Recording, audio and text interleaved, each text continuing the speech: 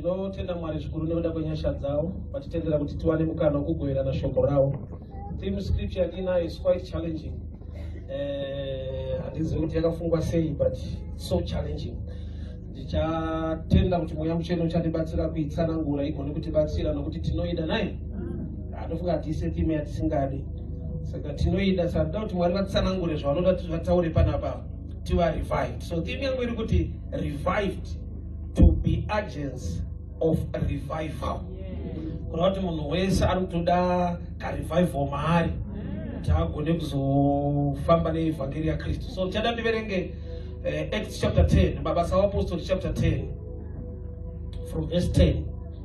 And he became very hungry, and he would have eaten, but while they made ready, he fell into a trance and saw heaven open, a vessel descending unto him as it was with a great sheet knit at the four corners and let down to the earth, wherein all manner of four-footed beasts of the earth and the wild beasts and the creeping things, fowls of the air. And there came a voice to him, Rise, Peter, kill and eat. But Peter said, Not so, Lord, for I've never eaten anything that is common or unclean. And the voice spoke unto him again the second time, What God has cleansed, that call not thou common. This was done thrice, and the vessel was received up again into heaven. Now while Peter doubted in himself what this vision could have, that he had seen, should mean, behold, men which were sent from Cornelius and made inquiry for Simon's house and stood before the gate. Regarding Amati, Father, we thank you for your word. Taurai kupenyu wedu marirana shoko lenye rinotitsiura, rinotidzidzisa, rinotisimbisa nekutigonesa muzita ra Jesu Kristu eNazareta. Amen. Peter muapostora waJehovha mumwe musi aine nzara, physical hunger, aine nzara panyama, achimirira kuti vanhu vabike zvekudya. Zvanzi wakaenda hake pamusoro pemba achimirira kuti vachiprepare chikafu. Aripo he fall into a trance, ndokubva ava this vision.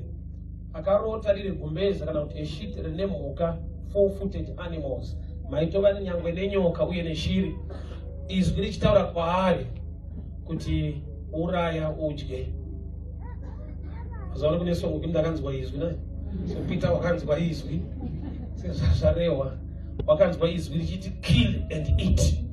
Ndokubva ati kwete tenzi, munoziva kuti muranda wenyu haabate zvakasviba zvisingatenderwi naMwari. Hanzi zvakaitika katatu. Then the sheet was taken back into heaven. Achiburuka achidzika pasi, zvanzi kune varume vanga vatumwa naCornelius vachiya kuzotsvaga Peter.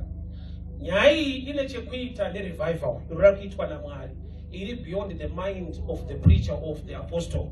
Nekuda kwekuti mavari mune kutenda kuti vhangeri haringoendeswa kune mamwe marudzi, asi kuda kuti tienderese kurudziro kwaIsraeri.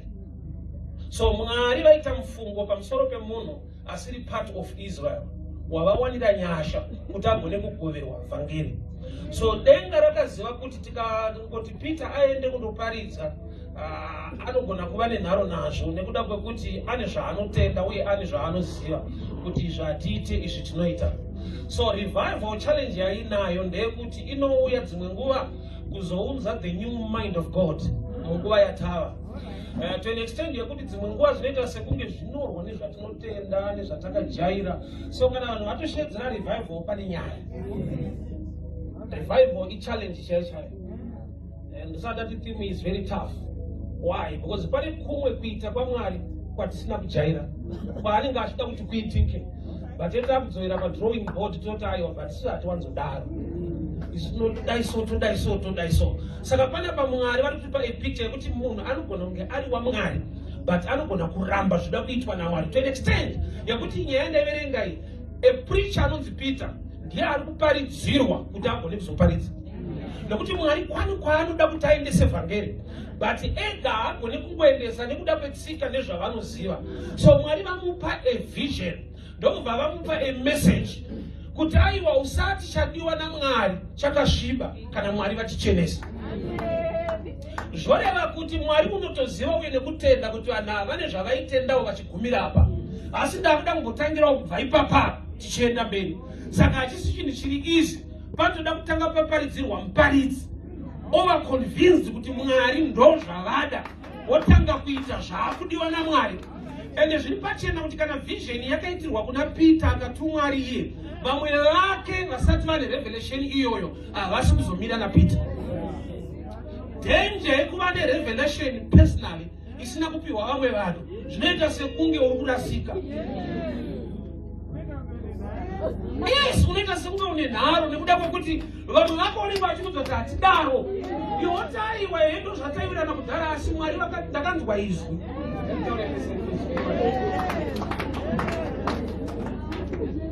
So Mwari vataura nemunhu one as an individual. Yet sevadzidzi they were 12. But pari kutaurwa ne1. Hero dambudziko kune vamwe manje kuti anorisvitsa sei. Nekuti vamwe vanoti tese tiri vadzidzi, tese tonamata. Sei Mwari wacho wangutaura newe uri 1. Vamwe havagoni kuzvigamuchira. Vanongoti handomafungira kuita tokuziva uri wenharo so unoda kutira zvinhu zvinyowa-nyowa. Varume ngatifambei nesilabhasi nezvinhu zvedu zvatakatenderana. Yeti Mwari vatoudza Peter kuti enda, ndine zvanoda kuti unoparidza kumba kwaCornelius. Ndamuwanira ashandi ndoda kuti atendeuke. So revival iri kuuya haisi kuuya kuva-disciples ese, yatanga ne-individual anonzi Peter. So zviri pachena kuti hakuna munhu anozongoti zviri right ngatiitei. Ende kuita kwavo nharo vamwe havasi wrong. Nokuti zvavanoziva ndo zvavari kushanda nazvo. Zvitsva zvaMwari zvakutoda kuti vawanewo chizaruko ichocho. So pane kudhonzerana kunoitika. At the end uyo ane revelation saPeter anogona kutuka vamwe vake, which is wrong. Nokuti vamwe vako havana kuona zvawaona, havana kunzwa zvawanzwa. Avawo vane nharo ava vane nharo yes nekuda kwokuti havana chavari kuziva. So munhu asingazive manje, asina revelation, haanzi ane nharo, anongonzi azive. Nharo izvi nekuti nharo rinofanirwa kubviswa kuti ane nharo ayo ndinongoti asi kungoti dai aiziva. Munoziva kumwe kuita kwaMwari kwakamira sekudai. Matthew 16. Jesu ari pagomo, Mount of Transfiguration. Zvanzi kwakaonekwa Moses naElijah. But vakawitnessa transfiguration ndi Peter, James and John. Ndo 3 vakakwira nawo pamusoro pegomo. The rest vari 9 vanga vari pazasa. Saka zvapachena kuti pavanozotumwa vachiparidza vhangeri, kuna achaparidza kuti inini Moses ndakamuona, Elijah ndikamuona pachikomo achitaura naJesu. Vamwe 9 vanogona kuudza kuti vakomana vanowedzera mani. Tese tiri vanhu vaMwari, tiri vadzidzi, ende havitanga vanoona stereki. Yeti inyasha dzavakaitirwa pachikomo kuti vakawitnessa vakaona. Vamwe 9 havana kuzviona. Hazvivaite mahedheni, hazvivaite vanhu vasinganamate. Zvinovaita vanhu vasina kungoonawo.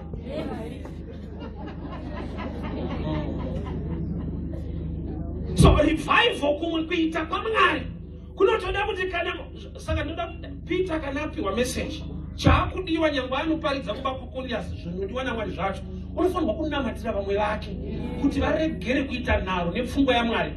Nekuda kwokuti pane pekuti vanhu vanoda Mwari but vasingazive Mwari. Ngadzwe Samaria John 4:24 paanotaura naJesu patsime anoti ndakamirira Mesaya. Mesaya akauya achatudza chokwadi chese. Iye ari kutaura nani? naMesaya, kuti takamirirani Mesaya. Saka kusamuziva kunoita kuti umirire iye alipo. Kusaziva kunoita kuti takamirira gamba aripo ready but inyaya kuti haumuzive but unomuda. So kuda Mwari haisi guarantee yekuti unomuziva. Unogona kumuda uregera kumuziva kutosvika paextend yekuti unomirira Mwari wakamira naMwari. Uyu aimirira Mesaya achitaura naMesaya. So panotoda kuti Peter anamatire kereke, anamatire vamwe vake nokuti havana kuona zvaona, havana kunzwa izwi raanzwa. So pese pane revival dzimwe nguva vabata the mind of God mudispensation iyoyo vane kufanirwa kuita maintercessor anoti Mwari kereke yekwangu zvamataura zvichazvinzwa basa renyu taakuita but kuti for the sake yeunity mukati mekereke we pray for our brothers. Nokuti tikasanamira vamwe vedu tinovalebhura kuti vane nharo havanzwi mweya, yeti isu tazvinzwa by grace. So chandawana ndi nyasha ndigone kushainira mumwe munhu. Ndingatonamatawo kuti Mwari vawanire hama yangu nyasha dzacho. So dzimwe nguva zvinoitika mubody of Christ, Mwari unokuwanira nyasha at a certain level yezvimwe zvinhu. Iwewe wawanirwa nyasha idzodzo, you must pray for your brothers or sisters kuti wawanewo chizaruko nenyasha dzawakawana, nekuda kwekuti chichaita kuti murambe muchidhonzerana. Havana nharo inyaya yekuti havana kuzvinzwawo. Don't expect munhu asingazive Mwari sekuziva kwaunoita kuti muwirirane kana Mwari ataura chinhu chaunoda kuti uite. Abraham, our father of faith, was a great secret keeper. Anzi naMwari uyani mwana wako mugomo undipe sechibayiro. Haisiriwe message yaakaudza mukadzi wake kuti ndakumundicheka mwana undichadzoka. Zviri pachena kuti Sara aimuudza kuti 9 months audziziva unokwana.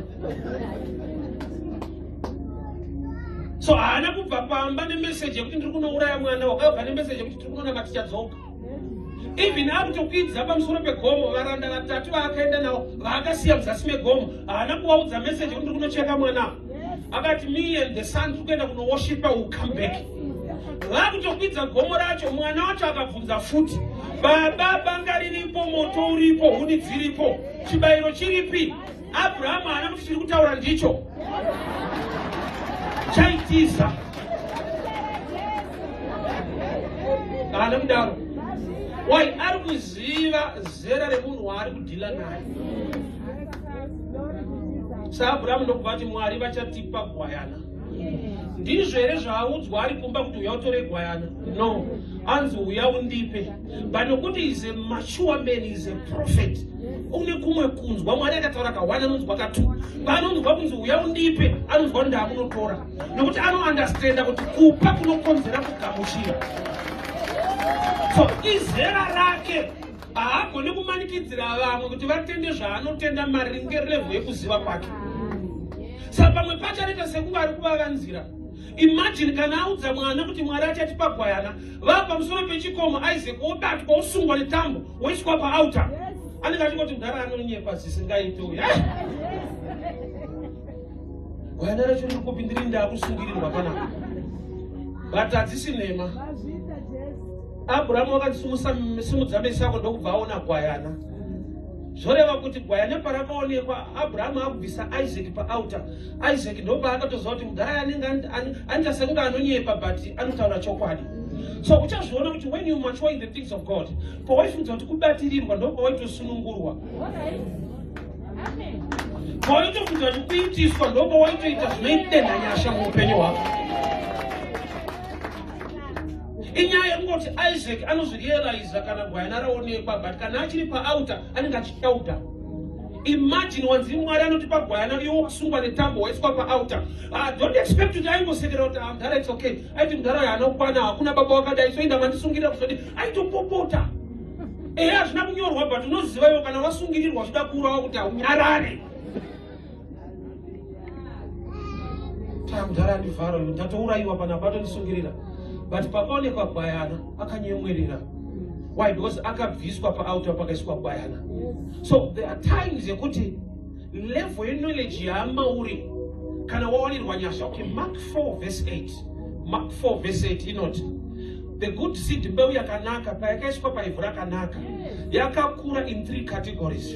Imwe yakamera 100-fold, imwe 60-fold, imwe 30-fold. Imbeu yakanaka paivhu rakanaka. Hapana chakaipa papa, but mazera now.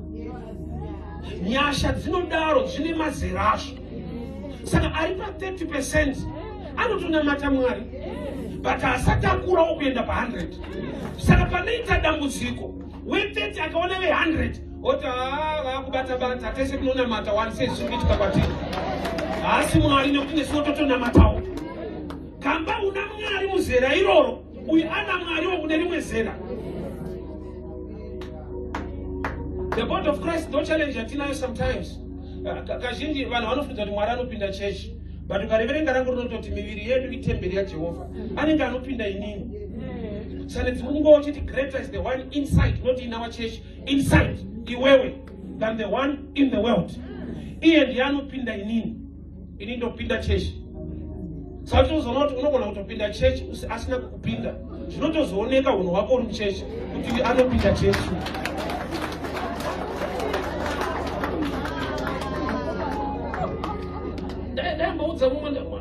vachikomplaina zvavari kuita chechi, zvavari kuita kuchechi. Ndikati ndo kunonzi kuchechi ka, hakusi kudenga. Chechi inopinda vanhu. Kuchechi ufunga kunotonyewa munhu. Chechi yakafanana nechipatara, vamwe varwere vanononoka kupora, vanonoka kudaira mushonga.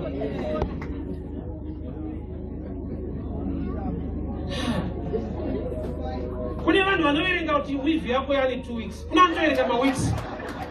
Taiyagara. Cheye kuna matamu ari hana kada basa nayo, anongopinda nezvo.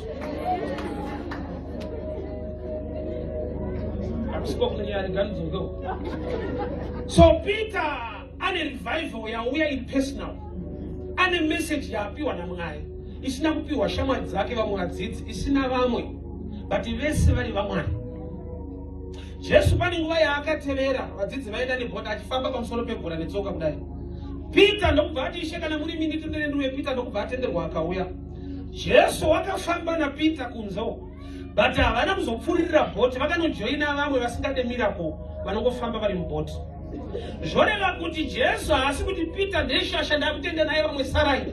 Jesu ari kuandastenda kuti vamwe zvemunana hamudi but nenge tiri tese zvedu. Ndakabva umwe achiti hasi zvema miracles, the truth of the scripture inoti hatifanirwe kutevera minana, tinofanirwa kuteverwa neminana. Saka kushayikwa kwayo inofanirwa kuita problem. Tine vanhu vari comfortable nekushaya mamiracles. Aitoti isati tere mamiracles, ichokwadi haaterwi. But chokwadi chakazara anotitevera. Saka kumashaya ngaitova problem. Hatitere minana, but ino ikasatitevera ndopaane nyaya. So revival yauya naMwari ndekunoparidza kune imwe type. He was a Roman centurion, Cornelius. Imwe type isina kudzikanwa nevamwe vadzidzi kuti ingaparidzirwe. But Mwari vada kuti vhangeri risvike. Saka pamwe pacho Mwari anogona kuda zvinhu zvausingadi. Ndopane problem yerevival.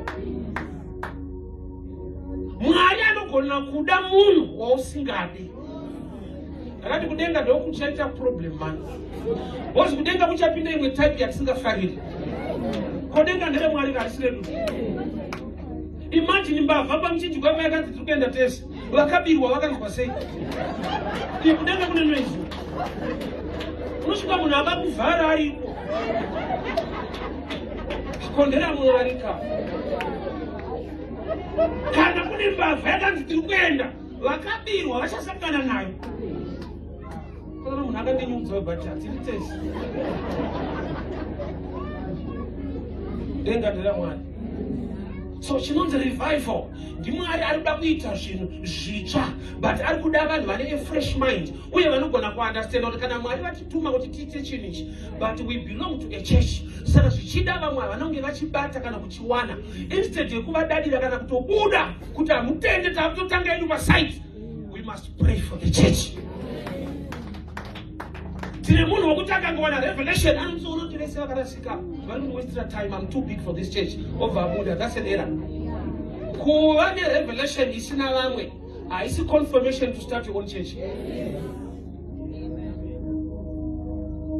Vazivi ava havasiprayers ndakubuda muno. Zvakati havagone ndakutotanga imwe chaiyo. Kana Mwari vasina kutitanga, kunetsana nesu munomu hakusi kureva kutitanga. Kunetsana kwedu haisi confirmation yekuti saka wakutofanira kutanga wanetsana nevanhu vako. We must pray for the church. Peter, James and John havana kuzviudzwa kuti wakutonoparidzira kumaGentiles. Vakakunzwa vamwe vako vachakugarisa pasi. Usakanopa kuti munoisa munhu pasi peshamo, iye achitoita zvinhu naMwari wacho. Imagine his only apostle atumwa naMwari kumaGentiles. Vamwe vese vanoti kudii, vakagara pasi vanoti mukomana ada kurangwa. Zvari kuita hazvisi muconstitution yedu. Saka Peter roho yake ndeyekudii, ndeyekuti Mwari svinudzaiwo meso evamwe vangu.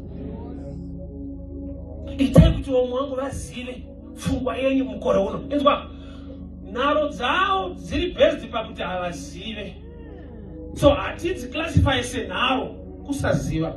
Saka asingazive anofanirwa kuziviswa than kumukondema. Pane zvinhu zvaitaurwa kare zvakanaka kugara ikoko, zvikataurwa nhasi hazvina kunaka nekuda kwedispensation netime yatiri. Anomunzwa kuti kare zvainzi vanoona TV vanoita misikanzwa, saka vamwe vatopiwa mutemo kuti hatione TV. Izvezvi a church can own a television channel. Vanhu vakaparidzirwa vakatopona paTV.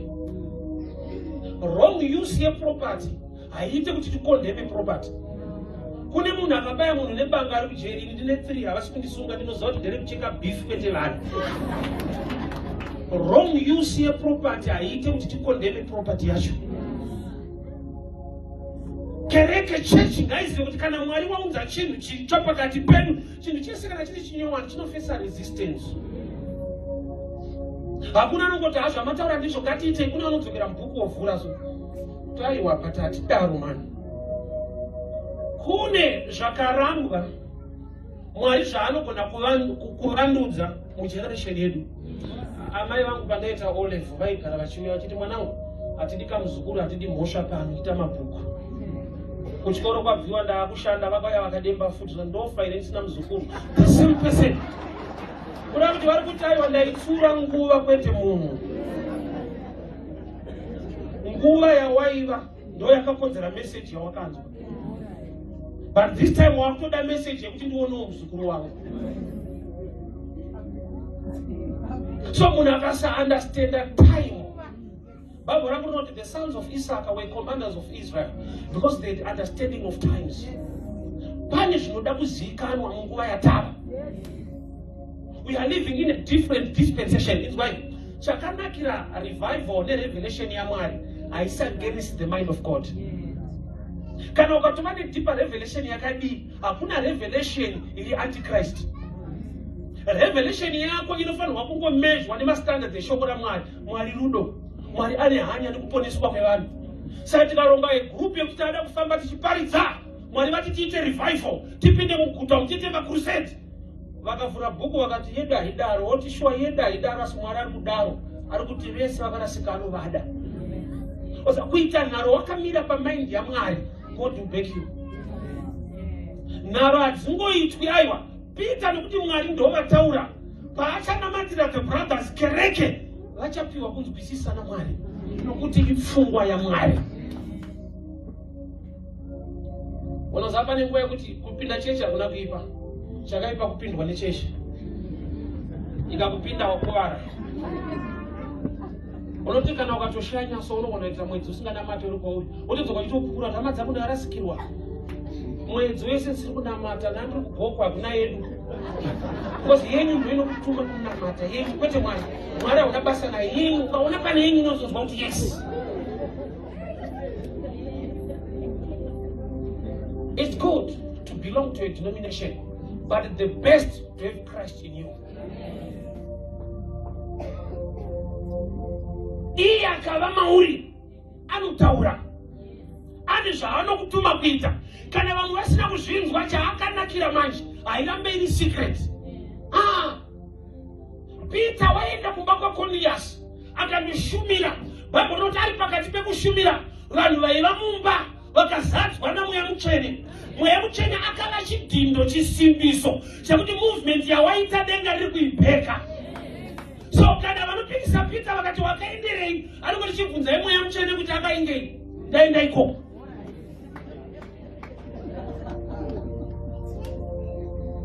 So whenever there is a revival, ukamira nayo, Mwari unoisa chidhindo chinoprova kuvanhu kuti hakusi kuita kwako. Nokuti ukaenda uchinoita wega, Mwari asipo zvinongooneka.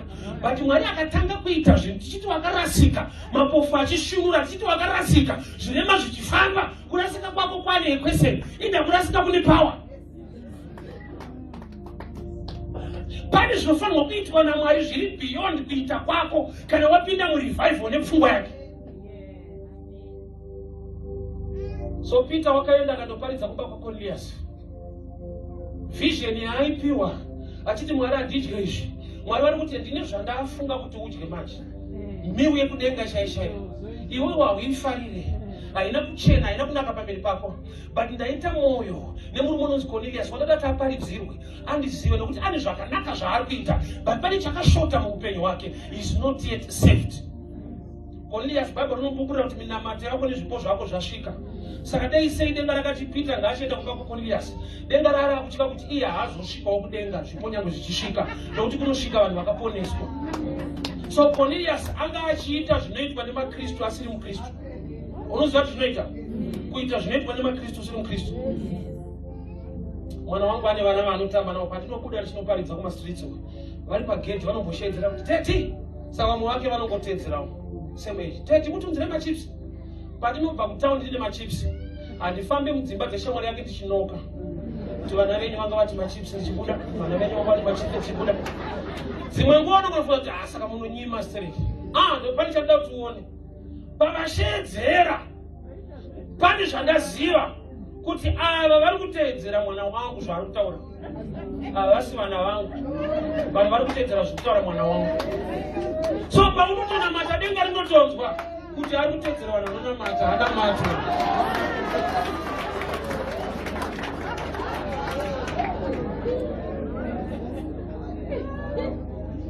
Relationship ndo key manje. So Peter ataurwa naye ane vision yaapiwa isina kupiwa vamwe vake. So kana vamwe vake vakasamira naye, mweya mutsvene achaisa chidhindo. God will prove kana anewe, kana revelation iri correct, uchiita zvataura Mwari, Mwari haakusiya wakadaro. Pane zvinofanirwa kuitika kuti kana vaimbokudzivisa vanogara pasi voti hongu hazvisi mumabhuku edu, but ndaa mweya mutsvene akutsigira munhu ari kuti hazviri mubhuku. Chisimbiso chamweya mutsvene chinohambula vanhu vane nharo. It's not easy kufamba mumind muvision yaMwari, nekuda kwekuti dzimunguva wachipiwa ndiwe, vamwe havana kuchipiwa. So role yako is to pray for others. Ukangonamata kuti Mwari ite kuti hama dzangu dzizive, dzione zvamataura nezvamasimbisa, mumaoko aMwari nevanhu ivavo. Ende dzimwe nguva havasi vese vanozobvuma even zvina Mwari mukati. Tine vanhu vaishandiswa naMwari vakaita saMozisi, but kune anonzi anaDhatani naKora vanonzwa kuti nyangwe Mwari anaye isu hatidi. Saka we don't expect everybody kumira newe, nekuti une revelation. Pane revival Mwari amutsa mauri, you expect everybody, munhu wese kuti it's okay, it's okay. Vamwe vachivaitire zvakanaka. Kune vanhu vakarurama kusvika paextend yekuti dai Jesu akararama panyika ino vaigona kumutadzisa kana Jesu wacho anga asingapinde chechi yavo. Aizve mazuva akararama Jesu angatori pataiti netype yechechi yanga iripo. Pane zvizhinji zvaairamba iye ari Mwari, pane pavaitoramba. So don't expect the revival yako everybody will stand with us toita chinichi. Backing yamweya mutsvene iri greater than backing yevanhu. Amenda akucreator vanhu vari stubborn. Nati ngokurumbura nemwe mufundisi nhasi ndikati vanhu vakabva pauri don't worry, asi Mwari akabva tiza. Vanhu vakakusiya haisi problem, but Mwari wacho akakusiya mashata. Hanimbokuadvisa anything, Mwari akangokusiya apachaita. Asi vanhu vakabva zvavo vakakusiya uini naMwari, unopupura zvekuti vanofunga ndo vaikupa munyama. Unosara wakukomborerwa imwe level inotyisa, nekuti vigorosha asi kuti taimuvharira makomborero kaka. Lot naAbraham, Genesis 13. Mombe dzawanda, mafuro amashoma, vakaseparata. Ndo era yaLot. Mafuro akamufurira, akatadza kuziva kuti akambodanwawo kuna Mwari ndiAbraham kwete inini. So kuwanda kwazvakaita aifungidzira kuti zviri kuitika nekuda kwake, gamba zviri kuitika nekuda kwewawii naye. Ndokubva asarudza kwekuenda, ndokubva anga asingafanirwi kusarudza kwekuenda. Bozi kwangobva kwacho asiri akasarudza, Mwari vakadana Abraham, Lot akatevera. Enda akana zvinhu zvaakufanzwa kunge newo ndori kuita zviite. Pane pekuti munhu unokanga kuti zviri kuitwa nenyasha dzaMwari. Pride inonoka kupinda mumunhu kana zvinhu zvaita zvakanaka. Anozosenge kungwara kwake, kurongeka kwake, kuziva kuita zvo. Hama yangu rega ndikupe pachinhu chese chawakaachivha mulife. There is grace behind.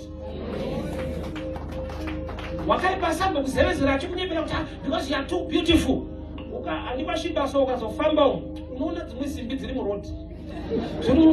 Mwangu nakaziko avakukumba sei.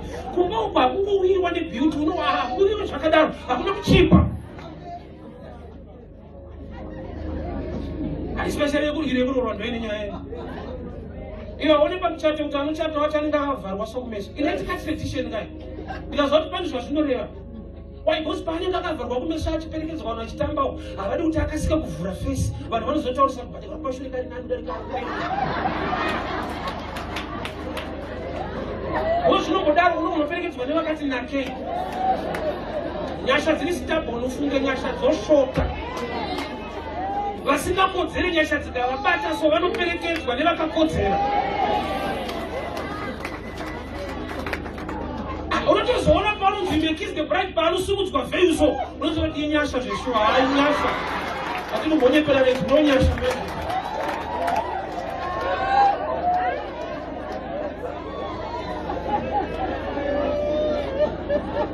Pride haina room kana wakuunderstanda kuti chese chawakaachiva is all by the grace of God. So kana Mwari vakakupa deeper revelation yekuita revival, haufaniri kuita manyawi. Pray for the church. Unity is power. Tifambirane pamwe chete. Tiite basa raMwari pamwe chete. Chechi yekare ndo machallenges yaita mumwaita akawana revelation yapiwa naMwari. Aibva abuda kuti vakarasika ndamutanga yangu ndabuda. Chechi dzese dzakabva dzinde rechechi. Awana chizaruko chake obuda. Hapana itama dzangu ngatigare pasi unamatira mwa kuti Mwari aimbonzwa kuti I'm too big for this church. I'm moving out. Vane nharo, havana nharo. Havana kusangana nezvawakasangana nazvo. Havazive zvawanoziva. Pray for them. Revelation, revival iripo. Ine nyasha dzatopirwa naMwari. Anoziva God can use anyone. Chero munhu anogona kumushandisa Mwari. Saka iyo yekuti anoshanda newe haisina kuti you are too special. It's all by his grace. So Peter awanirwa nyasha. Ndiye Peter wakubvisa munzeve. Hatidi kutarisa marecords aiwa haqualify. Akabvisa munhu nzeve muGetsemane. Saka pana vanozoti I'm too prayerful, I'm too powerful. Unebhemba mubachi iwe wakabvisa munhu. Tine marecords ako. Ma11 apita tinawo achibvisa vanhu nzeve. Saka hapana panozoti tisu taakutaurwa nesu direct. Vamwe vese hamunzwi Mwari. It's all by the grace. Tikacheka kumashure wegonazoti naasingakodzeri dzanyasha manje. So izvozvo zvinoita kuregere kuzvitutumadza. Chese chawakachiva life, there is grace behind it.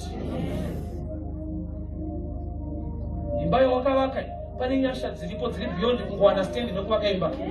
Why? Because kune vakarongeka vasina kusvika level iyo. Kune vari connected vasina kusvika level iyo. Pane nyasha dzakangoiswa naMwari kuti zvine izvozvo zviite. So the revival yatinoti Mwari revive us. Kana spirit ye revival yauya patiri, we must also intercede for the church. Kereke inoda kunamatirwa. Hatinzwe zvakafanana, hatione zvakafanana, but vawanirwa nyasha dzekuona nekunzwa. Namatai Mwari atipo nyasha dzekunzwawo. Tiregere kuva nedivision, tifambe pamwe chete. Revival haitwe newebedzi, ida kuitwa nekereke yaKristu. Danger ingoripo dzimwe nguva kana Mwari akuita chinhu dzimwe nguva haatarise zera. Pane pakati rimwe gore Bishop Eli vari muoffice. Samuel akarara pasaidi peareka. Mwari vakatanga kushedza munhu akarara vachisiya munhu ari kuoffice. Ukarenga bhuku raSamuel uchazvinzwa. Bishop Eli was in his office and Samuel was sleeping just by the ark of God. And God began to call Samuel a sleeping guy, not an empty man. Ndiye aitosumuka achimhanya kuna Bishop Eli kuti mandidana here. Kuna tiri kutodanwa mufunge imi murimo. I respect Bishop Eli. Haana kuva stubborn to Samuel. Akamumenta. Akati kana wakushedzwa this time. Unotitaurai muranda wenyu akateerera. Kureva kuti Eli vakatoziva kuti Mwari ari kudana mukomana uyu. But mukomana wacho haasati akuziva kudana kwaMwari.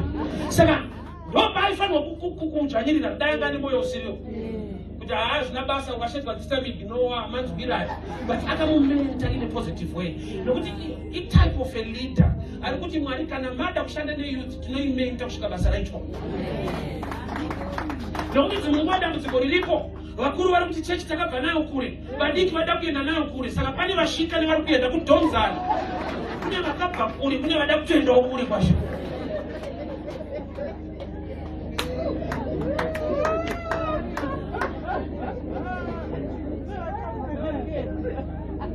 So ndinofanira kuti Mwari wedu asi Mwari wedivision wenyonganiso.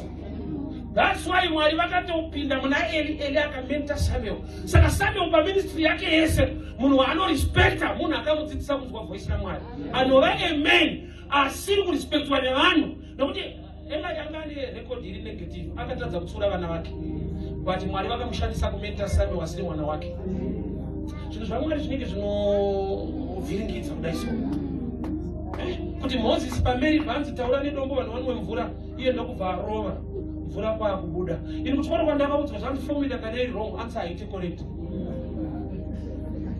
Ati muBible mune wrong formula, correct answer. So zvinhu zvaMwari sometimes zvinotoda mweya waMwari kuti uzvinzwisise, nokuti pamwe pacho unongocheka kuformula but zvinhu zvikutoita zvakanaka. Taura nedombo, iye ndokubva arirova mvura kwakubuda. Dombo rakasvika pakurespekta arova. Zvekuti haana kunyatsoita zvakanaka imwe story, but kuti ndiani uzodziwa waJehovha. Vanhu vakanwa mvura yemunhu aita era. Saka munhu ari muofisi make sometimes. Usamukaudza vaIsraeri kuti muri kunwa mistake vanokurambira. Why? Because ipapo ndo pavatoita breakthrough, vawana mvura. But kuna Moses break down, haachapindi. Spirit here revival. Theme iri dangerous. Inoda one, munhu anozvipira kuita zvataura Mwari. Number two, munhu ane rudo nechechi yake to pray for the church. Tine vanhu vazvibvisa vazvirumura kubva mucongregation yaari supposed kufamba nayo arimo, zvichida dzimwe nguva. Sometimes we blame people pavanobuda. Sometimes area environment yacho haigarikewo futi. Bila nzokorore musho. Isu tati tikata musikanzwa kune vanhu vaititi mwana uyu handifunga kuti anobva kune vanhu haana kurayirwawo. Ndo zvinofunga vanhu. Pamwe pacho takatorayirwa hatinzwe. Takatukisa vabereki isu. Hazvina kurayirwa hazvinzwe, gamba takatorayirwa inharo. So hapasi pesi pane mwana ane musikanzwa muchingotunga vabereki vacho haana kurayirwa, haana kurayirwa, haana chaakaudzwa. Vanoudzwa havanzwe. Ini kuchikoro kwandakafoira kupasa ndaida naye. Kuda is not enough. Ndakatofoira nchida kupasa. Why? Because kana wada pane effort inoda kuiswa. Ndadai kana unyepera vabereki vangu kuti maticha acho anga serious. Because akari kusati pangu akapasa. Kuda kutaipiwa ma notes are correct. Ndindangu achinja. Kana ashuka padini. Sure, mwangu akaita ma A ndikaita ma D. Ma notes akafana. Kuda kuti pazvinosvikira pane nyaya. So we need to pray for the church. Tine vanhu vane pfungwa yakanaka, but vasina the revelation yezvinoda kuitwa naMwari nhasi. Saka nharo dzaakadzira kuti ari kuti zvakaipa, ari kungoti hasati azvinzwawo, hasati azvigamuchira kuti azvinzwisise.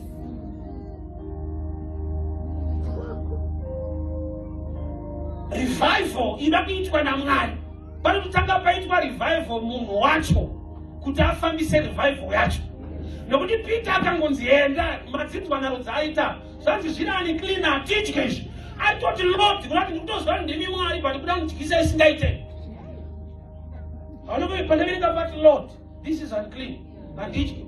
Pari kutoti Lord atozwa ndimi Mwari kuda kundidyisa isingaite.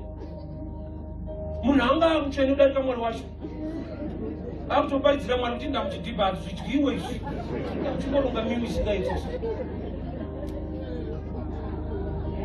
Tradition ikakupinda Mwari unotoita wrong. Ungatoudza Mwari wacho kuti haya makuita isha haitwe. Verengai kuti shoko ari shoko wacho. Varume vaenda naJesu kuEmaus vakatoparidzira Jesu. padiki vamutendeutsa. Jesu akashumirwa kuita zvekutamba. Iye akanyarara zvake, vakomana vachimurova neshoko. Usatambe nemunhu kana apindwa nechechi.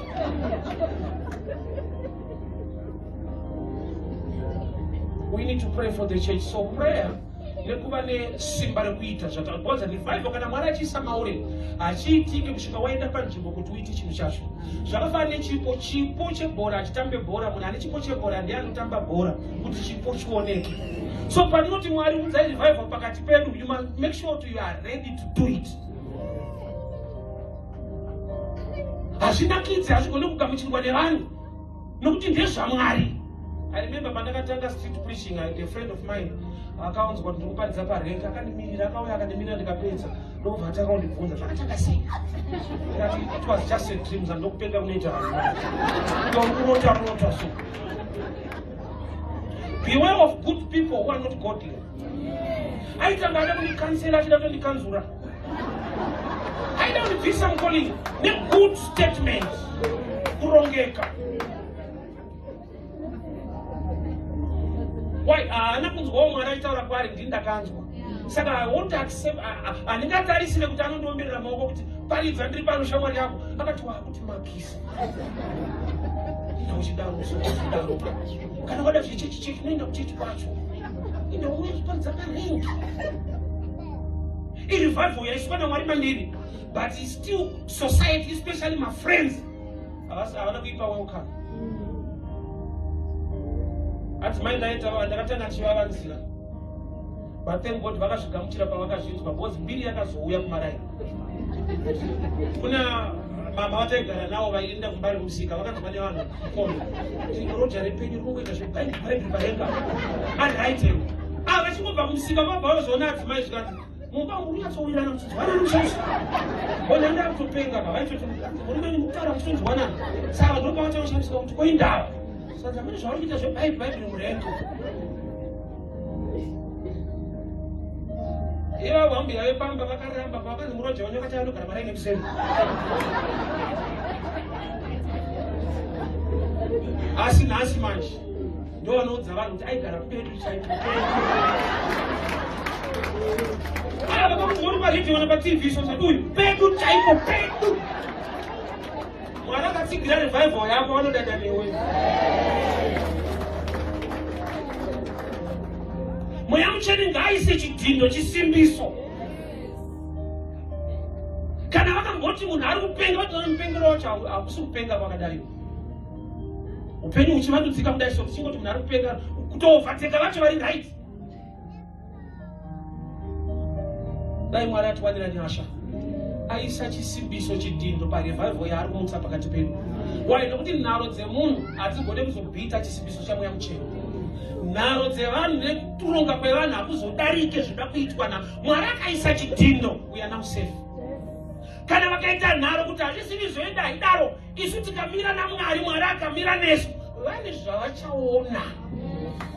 Zvichavaudza kuti auka haasisiri munhu manje, uyu Mwari. Nokuti pane giya tetatsika. I remember one day tichibva all night. Pane tichingodhiraivha kuda muchechi so imbwa yake yachikubuda musaidhi memotikari. Adzimai ndobva kuti dzinga imbwa ndikati aiwa haidzingwe. Ndakawedzera kutsika mafuta. Imbwa iyo sona kuti yapetura zvichaita. Basa pamukati havadi kutaura pane zvinoda kutsikwa. Ndakatanga ichimhanya iri musaidhi, ndakangowedzera yega ndakati yafiwo manje. Hapachaita. Chisimbiso chaMweya Mutsvene chinoita kuti vane nharo vatai vakomana kuti adi kungomira naye mwedu Mwari vari kuita zvima. Why? Nokuti mind yemunhu asina chaanzwa, mind yemunhu asina chaaziva ine nharo, anonzwa kurasika. Yeti kune zvimwe zvekuti kana taakuzviita munguva yatara Mwari azvipruvha. Pakuti ari kuziviswa vekare kuti hongu kare taidai, but Mwari vaakuda kutapa tichidai. Mwari wedu haashanduke, that's true. Asi Mwari wedu anoshandura zvinhu, that's true as well. Kare kuti uregererwe zvivi waenda nemombe kuchechi, nemakwai nembudzi. Ropa remhuka raikonzera vanhu kuregererwa zvivi gore negore. Nhasi uno ropa raKristu Jesu bedzi. Kurati vakabva paropa remhuka vakaenda pamunhu. havana kuchinja zveropa but vakachinja kuti raakubva papi. So revelation yezvinhu zvaMwari yakuda vanhu vanoziva kuti Mwari uyu anogona kuita zvitsva. Haasi musystem dzedu chete, pane paanotoona kuti aiwa akuita zvinhu zviri beyond the system. So ndakumbirisa kuti dai Mwari atibatsira paanoisa mweya revival matiri tinamate kuti mweya mutsvene mufambewo nesu mune chisimbiso chebasa renyu, nokuti zvikagumira pakutaura kwedu tinganetsane nehama dzedu, but isu Mwari kana tataura imi zviratidzei. Mwari kana matituma basa renyu hatidi kuenda toga, zviratidzei kuti makataura chinhu ichi uye munesu. Pane chisimbiso chamweya mutsvene hapana nharo. Pane simba raMwari, what is power? Ability to cause a change. Vaita nharo neni chiparidza kuroti pane chisimbiso chavakazoona kuti aiwa akusufunga kwake, kuti dai airiya ari kuzvifunga achizviita haaisvika kwaasvika uku. Pane chisimbiso. One day I was ministering in 2014. Kana ngoya kwana munditaurira. Ndakamedza 5 gig ndotominister. Avamwana tanzi hama dzangu handina mazhinji, sorry ndine mazhinji. Vanhu vanosiyana kaini mazhinji ari kuzvisura. Unotoita kuzondiudza kuti aiwa ataraiti.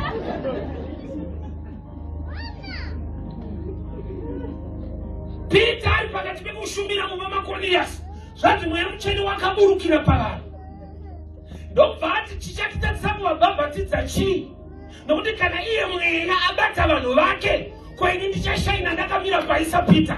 Kuda kuti chisimbiso chamweya mutsvene ngachive kuba revival yedu. Mwari matipa message yerevival kuti tiite basa, taakunamata kuti uwepo hwenyu Baba ufambe nesu. Vane nharo ngavaite nharo nesu, but kana makuzviratidza hakuna angaite nharo nemi nokuti muri Mwari. So one day 2014 was ministering pana first. Ndandapinda mutauni netsoka ndai kuzviparidza. Ndaifamba. Uzapane nguva kuti unenge una Mwari usina chinhu. Nguva iyo iriko. Yazwa ndimi dzese zvese zviripo but yekomba hapana. Mazuva ekuti woiti ukaparidza kuti Mwari vanopa, vanhu vaikupenye kuti vanokunyemerei. So 2014 ndapedza kuparidza pamuri unoda kubva handishedza pana first Bible. Kubva mufundisi muri kudzokera sei kumba?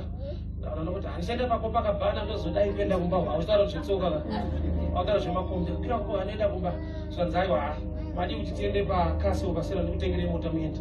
Just like that. So ndanzo unga ari kunyepa, unga ari kuseka, ndiri kurota, ndikati taura matini. Ndoda kuti ndinotenga mota ndikupei muende. A stranger akabva kupekwe murume angamira pa 5 minutes ndokubva tabva tikaenda mukasi kuna second ndobva ndichisarudza yangu kuda motikari dzimufenzi vananongedzera ubhabha dhara vanditi bye bye ndatenda just like that.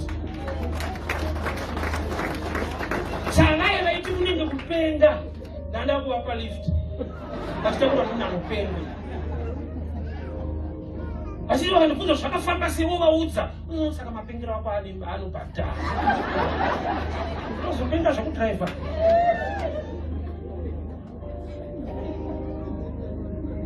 Mwari akaisa chisimbiso chake. Vane nharo vanosvika panonyara. Mwari ngaanyaradze usada kuisa revival. Ivo ngavazviratidze kuti vanesu mubasa ravo. Matestimony akawanda ndimutaura akawanda. But chisimbiso chaMwari muministry revival yaakaunza mandiri. Ini nemuchechi pandaipinda pavakatonza kundibadza parodi vakati watumwa nani. Achasetetimora tichiparidza kuti hauna kugara nesu pasi ende hatina mbokutuma unozomamisa nokufitisa chechi yedu. Saka uri kuzvimirira wega hatina iwewe. Shamati vanhu varototi ndiri ndega ndina Mwari wacho. So vaitoti ndiri ndega ikoko. But vakazozviona later kuti aiwa angasiri ega. Tisi takaramba kujoina zvinhu zvina Mwari. Kune zvaiitwa naMwari. Oza pane mablessing yekuti kana ukatoedza kuviga ivigike inenge nhumbu. Kana nhumbu yapa utaura kuti ndinayo unonyeunza nayo. Kozi inenge chioneka.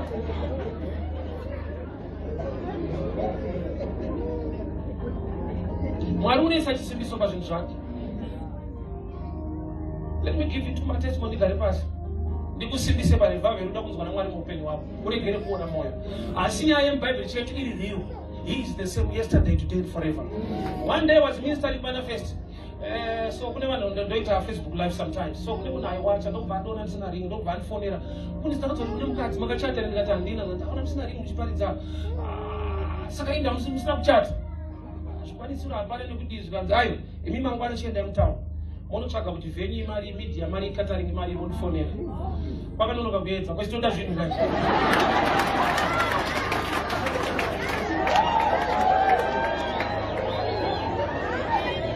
9 o'clock naenda mtown. 11:30 ndapedza research yezvese nemari dzacho. Ndafona. Ndobva ndichindipa 2 hours. In 2 hours time ndobva isa mari yezvese paWestern Union. Zvese. Ndobva azoflya kuzoatenda muchato wacho from UK. Ndichipedza ubva adzokera. That's like that. Ndokufunda kapfeka ringi. Zvese munhu wani. Ndakatanga kutomuona musi muchato wacho. Aindiona online. Nekuda kwerevival yakaiswa naMwari mandiri. Timira apo ushumire. Ende pandashumira kwacho ndinofana washaya zvokuita. Isitiri pamichato yedu. Vafana washaya zvokuita. Tiri pamotikari dzedu. Last year ndakaenda kuIsrael. Somebody wanted me from Ireland by Facebook. Ndobva ati ndine holiday ndikuenda kuIsrael. Makambokuenda ndikati handisati. Ndandisenda passport number. Within 1 week zvese zvaitwa visa rako. Ndikanogara 8 days kuIsrael. Nemunhu akatanga kundiona muTel Aviv macho musi wandakasvika. Akandiona kupinda akangozvinamatira kuti Mwari ita iri. Mwari paakati tsano endai munorova parodha. Nani toenda kuIsrael ipopai. Revival sometimes unotanga una zvauri kuita because kuvana havana zvavari kuona. But iye muridzi webasa anokupa zvidhino zvokuti ndinewe because hazvimboitwa ka. Insign yekuti ndinewe. There was one day in Ndoparidza Shona, one man anotaura French ari based kuNairobi. Anoni aidiwo paFacebook ndokubvaona vanhu vakaungana pana Facebook ndikuparidza aiona paFacebook ari kuNairobi. Neshona hanzwi Shona. Mwari ndokubva vamudza tichedza tsana vauye kuno for 1 month. Uite nawo maconference. Murume uyu akandifonera aitawa nainterpreter because aitaura French ndokukoma. Ndaenda ndaifuka muZimbabwe ndinoona hasi. Wakazira sei kundoparidza kudizwa handina chandakanzwa but Mwari vakati uya ngauye kuno. Kune zvisimbiso zvaunozvina kuti uya hasi munhu ndiMwari.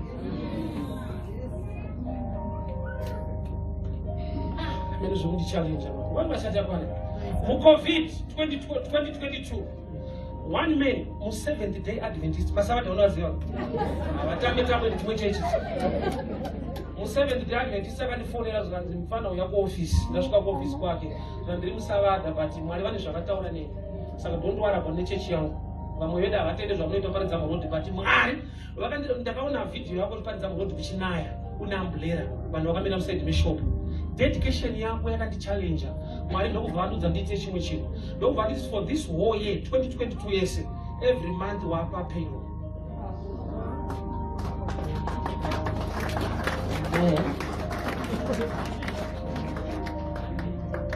Murume akadaro ikonze bank inonzi Metropolitan rimo mutauni kuNassau anonzi Enoch Kamushinda. Salary yapera gore rapera zvati zvesalary tapedza gore rapera gore rinonoka kupera. Inoda akati 2 years. Zaka usina chinhu kwapiwa unonzombopiwa shoma mari. Gore rapera tamutana thank you baba Mwari akurufadzeni kuti zvanzi but unombogara kupi? Ota for kumba kwenyera hakusi. But ine mastenzi 3 kroye. I want to give you one zonga mangwana. Tiende ne lawyers munosaina mapepa nokupa stand kroye. Just like that. Kwani nipandakana mata kuti Mwari understand hapana. Mwari vakangoti tsanomira ipakona pamurowe. Usatambe nepfungwa yaMwari kana Mwari aisa revival mau respect it. Zviri beyond zvaunorota kana kufunga. Mwari ndo zvaakakurongera ukaita zvaakudza. Usacho ndakaenda ndakamuka mota soka ndafamba nakweke blue. Ndakuenda ndokubva mota yako ndofamba nazvanzi ndiri kundibohwa. Ndokubva ashedza sekretari wake zvanzi ine munotenga imwe mupengo mano. Iyi inobohwa iyi. ndakanopinda mune imwe musi wacho ndandafamba nevana musikana mwanangu musikana anotrenda ndati iyi yato yako inobohwa iyi ndada kutobohwa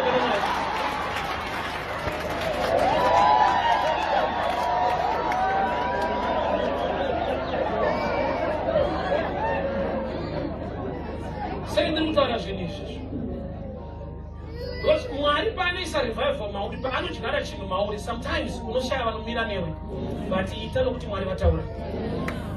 Ruoko rwaJehovha haruna kupfupika, nzeve yake haina kuremera.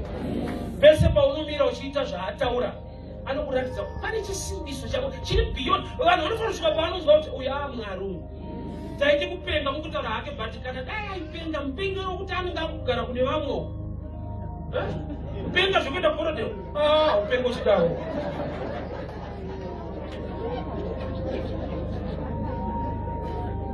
But hazvitange zviri at easy. Mwari revival yamaunza matiri give us the grace. Tisimbisei tiite chinhu ichi. Pane pazvinorwadza pazvinorema. Adzimai vane mashoko avaiudzwa ndichifamba netsoka vanoparidza kutaura kuti vane usimba vangoda zvechechi. Tsvagirai vanhu basa. Vane zvavaiudzwa. Zvakamunyasha akawanirwa kuti amire neni. Ndakadzitya. Iye ndiye aita hausgere kumaraini achiita majuti. Indichiparidza. Uchidzoka kutauni muromo wakacheneruka uyabva kunoita juti unowachira vari. Apiwa bhari sipo kana shuga. Iri revival yaMwari ine chisimbiso chauchawana mangwana kwete nhasi. Saka ukasasimba pazviri unoti ndindangoita manzwira asi Mwari. Kana vanhu vaita naro nione kuti takakuudza maakutambudzika manje maakutinetsa asi Mwari. God is so faithful. Mwari vakatendeka vadikani. Chavadyara mauri kuti ita. Kana vanhu vakasada kumira newe, mira naMwari nokuti iye anomira newe. Haanyadzisi aiwa. Paari anozviratidza. So revival painouya Mwari paanoisa chinhu mauri kuti ita. Iti maita yani Mwari. Kana vanhu vakasada kumira newe, imi muchimira ine tiite basa. Muisewo chisimbiso chamweya mutsvene. Itai zvinhu zvekuti vanhu vanoona kuti aiwa asisiri munhu manje. Uyu Mwari akuita zvinhu kumunhu wake. Ndofunga nanzwika nai. So that is in 2. Strength yekuti uite zvaitaurwa naMwari. Revival yauya. Number 2, pray for the church. Regera kuzwa kuti I'm too special vamwana chauziva totobuda do this movement ndega. It's for the better of the church. Ukavanamatira Mwari akawanira nyasha vakachibatawo chawakabata, you can walk together. You have a blessing to the church. Tine vanhu vakuchema nekuda kwokuti havana kumira nerevival yaMwari. Waiva nerevival yacho vakamutsondora akabuda. Now they regret.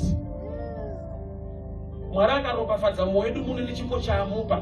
Ngatiregei kumutsondora. It's for the better of Methodist. Tisade kunotsvaga zvimwe zvinhu kuchechi iripudzo kuMwari ane vanhu vane zvipo zvaakapa muno vatisingade kuti vaite basa raMwari muno. Zvimwe zvinhu zvatinotsvaga panze tinazvo kungoti zvedu hatigone kuzvigamuchira. Ngatigone kugamuchira chaiswa naMwari mune mumwe munhu ari pakati pedu, nokuti zvakatinakirawo isu. Father, we thank you for your word. We thank you for your grace. Just like what you did to Peter. Chamuchaita nyanga kukereke panzvimbo ino Mwari. Chamuchadyara kuvana venyu. Revival Mwari yamuchaunza mukereke ino ive yakanakira Methodist.